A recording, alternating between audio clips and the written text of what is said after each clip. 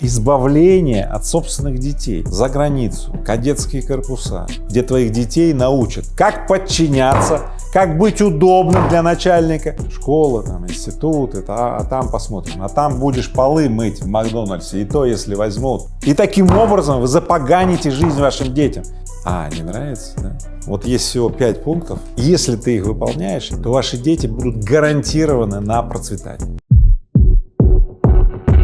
В чем секретный соус? Я отвечу на вопрос. У всех людей разный рост, и не важно, где ты рос. А в чем секретный соус?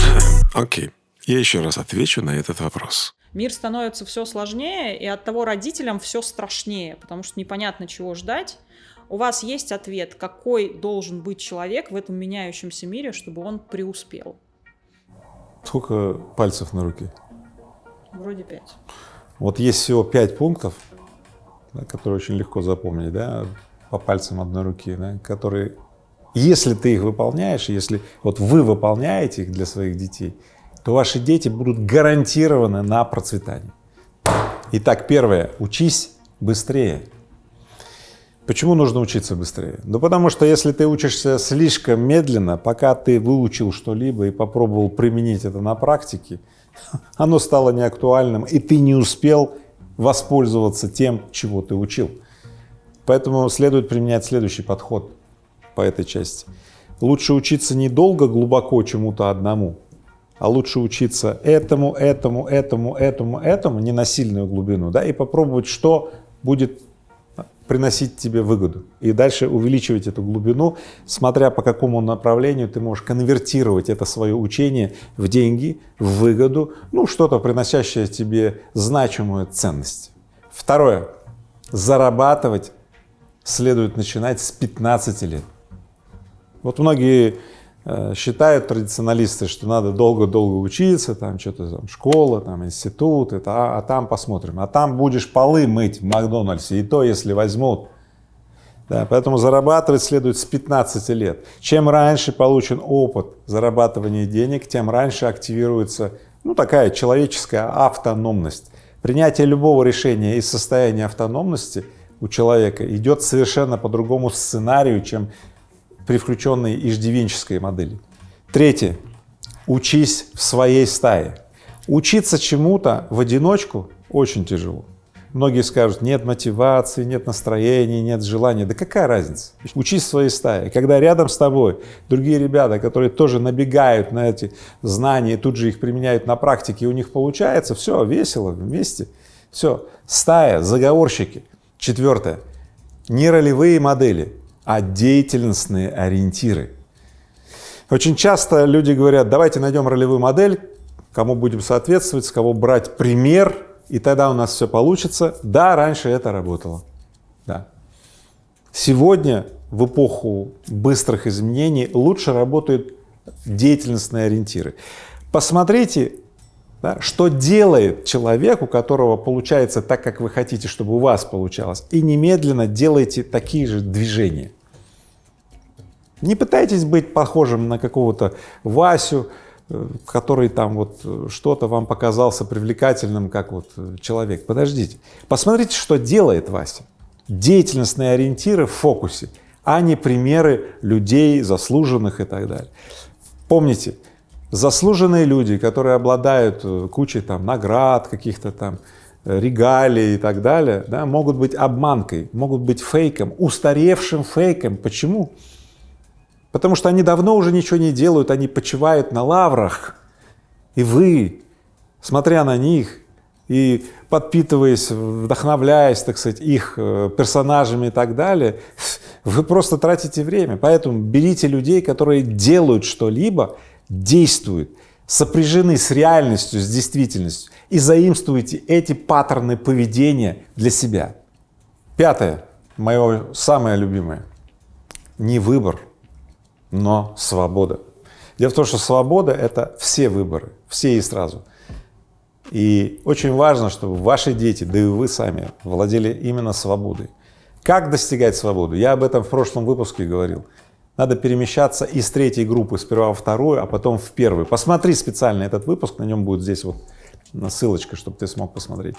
Очень важно, чтобы ваш ребенок, да и вы как родитель, подающий пример вашему ребенку, самостоятельно принимали решения и не из предложенного выбора выбирали, да, а выбирали то, что вы действительно придумали, задумали, стремясь к тому, чтобы вы сами, в общем-то, создавали в результате свои правила и жили по своим правилам, чтобы другие изучали правила, которые вы придумали и так далее. Вот этому надо учить вашего ребенка. И выполняя вот эти вот 5 достаточно простых правил, вы гарантируете своего ребенка на успех в жизни. У меня вопрос по 5 пункту. Вы сказали, что нужно прокачивать свободу выбора, чтобы люди создавали собственные правила, но при этом то, что мы видим сейчас, как будто бы противоречит тому, что вы сказали, потому что государство уже вмешивается даже в нашу частную жизнь и говорит, где скрепно, где не скрепно.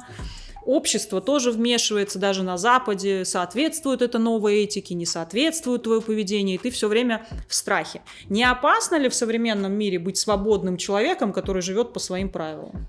Да, действительно, это так. Есть очень много людей, которые хотят, чтобы ты была послушной, да, чтобы ты была удобной для кого-то. Есть огромное количество людей. И вообще весь старый мир будет постоянно огрызаться и хотеть, чтобы ты была просто ресурсом для этого старого мира, чтобы тебя кто-то использовал. Причем желательно без твоего ведома, без твоего разрешения и за 3 копейки. Ну, 3 копейки, чтобы ты там с голоду не умерла. Все. Не нравится, да? Тогда строй новый мир. Как строить новый мир, я рассказываю. Очень просто. Почему я употребляю слово «просто»? Да не потому, что не потребуется усилий, а потому что миллионы людей уже построили этот мир. И поэтому, если миллионы людей смогли, то и ты сможешь. Но если ты останешься кормить собой и своими детьми старый мир, огрызающийся, такого, знаете, дракона огнедышащего, да, ты станешь просто добычей этого дракона. И он тебя будет, хорошо, если кушать, а может и трахать. На завтрак, на обед, на ужин. Каждую минуту ты будешь чувствовать его горячее дыхание, перегар или вонючее такое изо рта, вот это вот дыхание будешь чувствовать. Тебе будет противно, но ты будешь сидеть, скулить по ночам.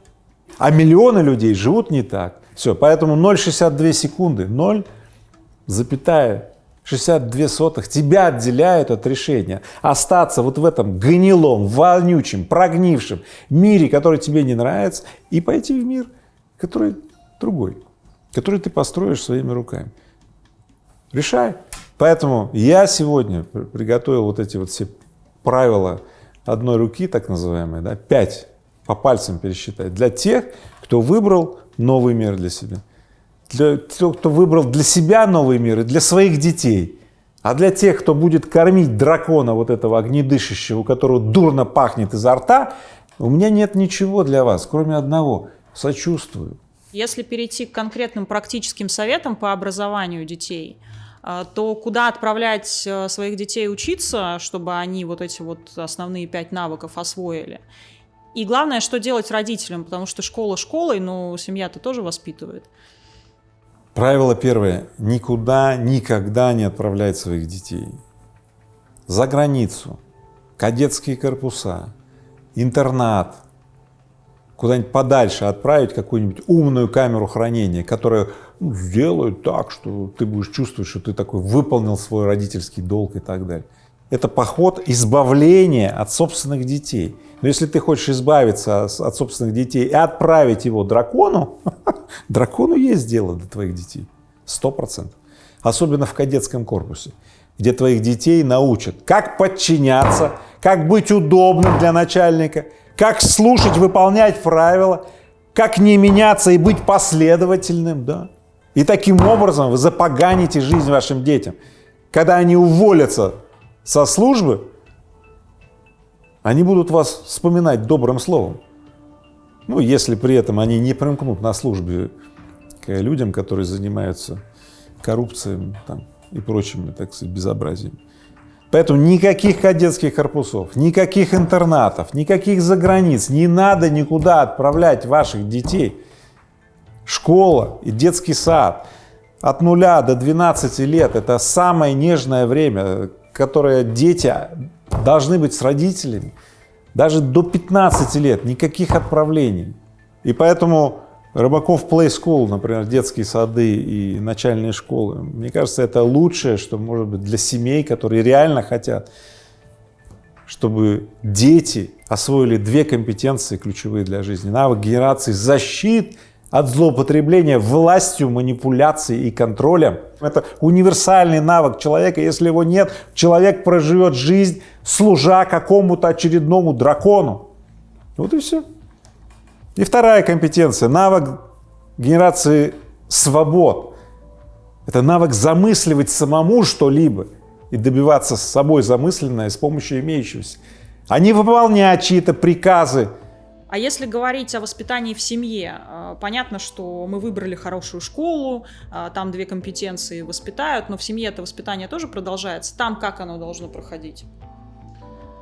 Мой прадед имел очень много опыта. И этот опыт мог пригодиться моему деду. Может быть, даже часть этого опыта пригодилась отцу. Да. У деда была такая же история практически, да, а вот у отца моего уже не так. Очень многое из опыта моего отца совершенно мне не пригодилось. Из моего опыта моим детям практически ничего не подойдет. Мир так сильно изменился, так сильно ускорился, что весь мой опыт, который скапливался 20, 30 лет, 40 лет назад, да, он уже устарел. Вот. И даже вот текущие вот сейчас вот выражения, фразы, которые я вот сейчас скажу, вот так они устаревают вот просто вот на глазах. Поэтому если вы хотите ими воспользоваться, применяйте их прямо сейчас, пока они свежие, а не послезавтра, когда они уже протухнут. Вот. Поэтому опыт очень сильно переоцененный актив сейчас. Я так скажу, опыт — это жопыт. Это жопыт, это обуза, это груз бэушных моделей, представлений, там, подходов, приемов и так далее, который уже не актуален. Главная рекомендация, настоятельная: перестаньте детей долбить своим опытом. Если рассказываете о своем опыте просто как story, перестаньте проживать недопрожитую в детстве жизнь, используя ресурс вашего ребенка. Ребенок пусть проживает свою жизнь, у него жизнь не только начинается или он готовится к жизни взрослой, да нет, он уже живет. Проведите время со своим ребенком. Вот, я, кстати, специальную книгу написал, вот, «7 чудес Нетмана». Если вашему ребенку от 3 лет до 12, возьмите эту книгу, почитайте вслух своему ребенку. А как вы для себя, как для отца, решаете дилемму? Что, с одной стороны, вы должны обеспечить безопасность своему ребенку, чтобы он сохранился, чтобы он не разбился о свой этот опыт и выбор, а с другой стороны, дать ему возможность самому выбирать. Естественный, на первый взгляд, посыл — это защитить своего ребенка, оградить, поставить забор, сделать прямо вот такую вот зону, где все безопасно. Создание стерильной среды — это самая главная опасность и главный риск. Поэтому, когда ребенок такой вот встречается с жизнью, жизнь его тут же скрючивает нахрен. Мир так устроен, что если ты жил слишком долго в семье, где тебя ограждали от реальной жизни, когда ты с ней контачишь, тебя скручивает и тебя нет. Очень опасно. Поэтому самый большой риск — это отсутствие поля рисков при воспитании ребенка. Это нормально. Когда ребенок с самого начала существует в поле, в котором риски по мере взросления и по мере готовности увеличиваются. Дом, там, двор, улица, город, страна, мир. Слушай, много опасностей, да, много опасностей. Но по мере подготовки ребенок или будущий взрослый, он встречается с ними, он готов с этим работать, он на каждой встрече отрабатывает все новые и новые навыки. Поэтому основная тема: если родители, если семьи пытаются защитить, охранить и делают целеполаганием заботы, своей родительской заботы, охрану вот этого вот, да, то все, что самое плохого они могут сделать, они уже сделали. А что делать взрослым людям, потому что мы как-то еще тоже планируем пожить, и время вроде как еще есть, и хочется тоже в новом мире быть новым человеком, а не тем, который живет по каким-то старым паттернам и законам. Можно ли свой уже не очень молодой мозг перестроить? Хороший вопрос. Наш разум всегда захвачен нашим умом. Разум — это то, что делает человека человеком. Но если ум захватил наше тело, сердце и разум, и всех нас, ум захватил свой плен своих колейностей, своих шаблонов, своих догм, своих умозрительных конструкций, то все, кирдык. Но кирдык не означает окончательный кирдык. Попробовать другую и подобрать более выгодную колею для себя. На то мы и люди. Вот. Поэтому на самом деле есть 3 симптома, да, которые позволяют достаточно элегантно, быстро отсканировать, что ты находишься в опасной зоне, и переключить себя на более выгодную. Могу рассказать? Первое. Если одну и ту же работу, вот одна и та же работа, да, ты делаешь все время одинаково. Это симптом. Твой ум захватил твой разум и отправляет твой разум вот как день сурка, да, одно и то же. Все. Это симптом. Переключись, сделай ту же работу по-другому. Самый простой пример. Заправлял кровать. Значит, всегда заправлял там справа налево, ну, заправь слева направо. Или не заправляй кровать. Второе.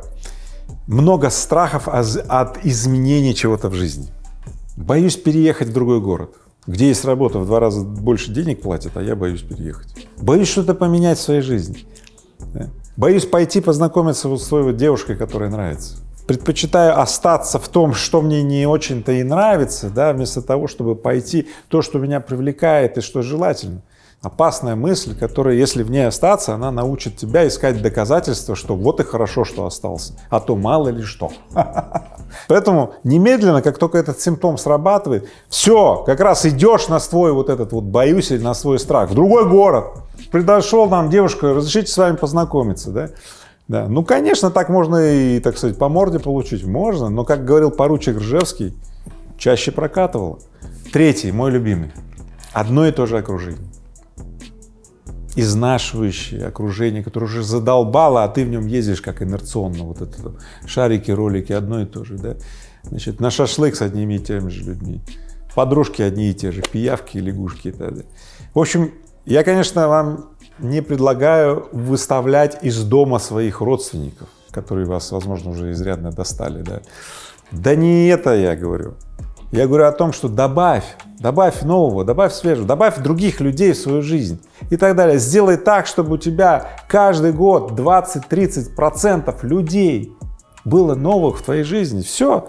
Простая гигиеническая норма, 20-30% новых людей. Если у тебя обычные связи там 5-10 человек, вот, ну, с которыми ты близко общаешься, ну что такое 20-30%?